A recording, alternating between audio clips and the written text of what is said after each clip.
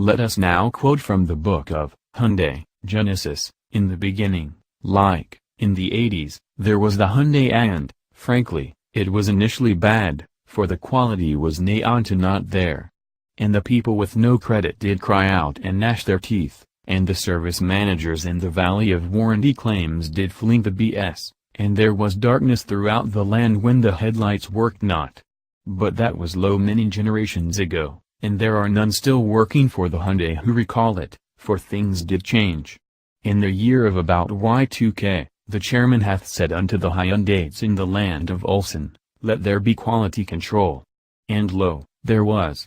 And the engines then did start, and long did they operate, with direct injection even unto the lowest accent, with proper prescribed maintenance, they went forth and with them, sales multiplied and yea, the people even unto Consumer Reports did rejoice.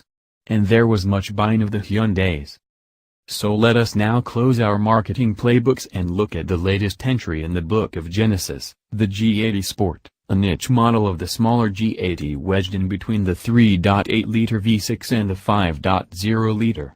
The G80 Sport has a twin-turbo 3.3-liter V6 that makes 365 horsepower, more than the 311 horsepower naturally aspirated 3.8 but less than the 420 horsepower bigger block 5.0-liter V8. The G80 Sport gets trim items that set it apart from the other two G80s, but beyond those, it is just the third G80 engine option. Will the people rejoice? We drove two of them around for a day to see. Before we got into a G80 Sport, we spent several hours in a G90, on both freeways and in soul-sucking traffic. And we liked it, the G90, not the traffic, so smooth, such a gentle, seemingly more linear throttle, so coddling. If the people, as the great prophet implores them, would just drive one of these, they might like it. The G80 Sport, which we got into the next day, gets its 3.3-liter turbo from the larger and heavier G90. So this recipe is taken straight from the book of Muscle Car, take ye a big engine and put ye it in a smaller car. The G80 Sport comes in rear and all-wheel drive configurations. The rear driver weighs 4,519 pounds. Divide that by 365 horsepower and you get a weight-to-power ratio of 12.4, each horse has 12.4 pounds of Genesis G80 Sport to push around. That's better than the G80 with the normally aspirated 3.8 engine, which pushes 13.5 pounds. The 5.0-liter V8 powered G80 rates a 10.9, though. So if you want the hot-roddinest G80, the 5.0 is still the king of the segment. That is, if you don't look outside the Genesis G80 lineup. If you do, you'll find that the Cadillac CTS V-another twin-turbo V6, albeit with 3.6 liters instead of 3.3, rules. It has 420 horsepower, each of which hauls around a mere 8.9 pounds.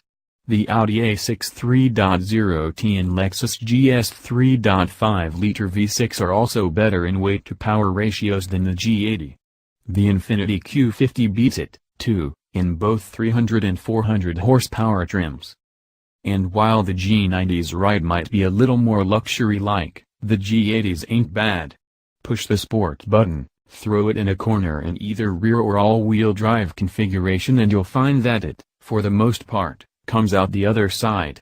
It feels all of its 4,519 pounds, 4,674 in AWD, meaning it has just a hint of plodding around corners. If pushed too hard, it'll understeer, but you're not going to feel compelled to push this very hard. It's lively enough for what it is, but the 535i, A6 and CTSs feel lighter and more sporty. Which is fine. There's nothing wrong with putting the emphasis on luxury over handling, and the G80 is indeed luxurious.